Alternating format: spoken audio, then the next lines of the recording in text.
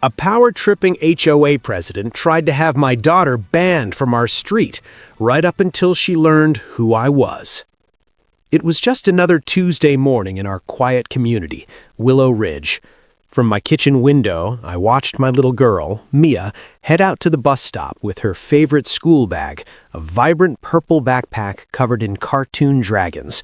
We'd only been residents for a few months. That's when my phone buzzed. It was Mia. "Dad," she whispered, her voice shaky. "There's a woman here. She's really mad about my backpack." I could hear a sharp, angry voice arguing in the background. I didn't grab my work jacket. Sometimes it's better to approach a situation as just a dad. As I walked up, I saw her, perfectly styled hair, a severe expression. Let's call her Deborah. She was pointing a rigid finger at Mia's purple bag. "Is everything okay here?" I asked, stepping beside my daughter. Deborah spun around. "Absolutely not. I'm the HOA board chair, and this item violates our community standards." She pulled out a tablet, scrawling with fury. "Appendix B, Clause 7. Exterior visible personal items must not clash with the established pastoral aesthetic. This is neon violet. It's an assault on the neighborhood's visual harmony." "You're citing bylaws about a child's school bag?" I asked, keeping my tone level. "Standards are standards," she snapped. "If we make an exception for one, the whole neighborhood descends into visual anarchy. Property values suffer." I tried to reason, explaining she was just a kid waiting for school. Her face turned crimson. "Do not condescend to me. I've overseen this community for 8 years. She needs to leave this curb now, or I will contact our private patrol." I almost laughed. A security call over a backpack? But then the bus rounded the corner, and Deborah moved, planting herself squarely between Mia and the bus door. "She is not boarding from this stop," Deborah stated flatly. "Not with that bag." That's when I stopped being the polite new neighbor. My voice dropped. "Miss Vance, I'm not just Mia's father. I'm Captain Mark Thorne, head of the Willow Ridge Police Department. You are currently obstructing a minor's access to public education. That's a crime." Her eyes bulged, but her defiance didn't crack.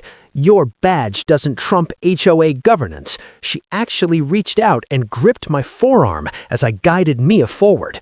Her grip was tight. "I'd advise you not to make physical contact," I said calmly. Mia got on the bus, looking back with wide, worried eyes. Deborah jabbed the air. "You have no idea what you've started. I'm calling an emergency board session tonight. We'll see how comfortable your family is after we levy the maximum fines." I gave a small nod. "I'll be there, and I'll invite a friend from the municipal compliance office." That evening, I walked into the community clubhouse.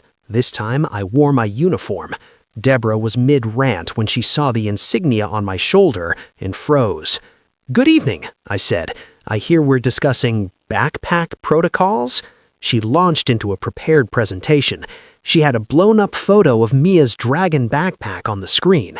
"This is the precise type of blight that erodes our collective investment," she proclaimed to the room.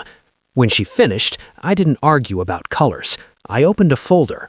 "This morning, Miss Vance physically blocked a child from her school bus. I have signed statements from 2 witnesses right here." I showed the faint marks on my arm from her grip.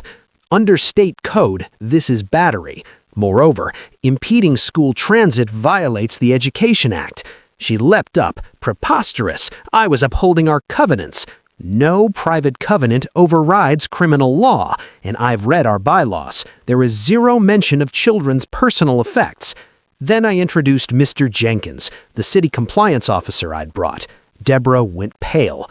Jenkins stood up and began talking about discriminatory enforcement and creating a hostile environment. Deborah completely lost control. "This is a targeted witch hunt," she screamed. In a blind rage, she snatched her hefty HOA guideline binder and hurled it, not at me, but it sailed past and struck Officer Jenkins in the chest. The room fell utterly silent. I walked over to her. "Deborah Vance, place your hands behind your back. You're under arrest for assault on a city official." "You can't. I chair this board," she wailed as I stated her rights.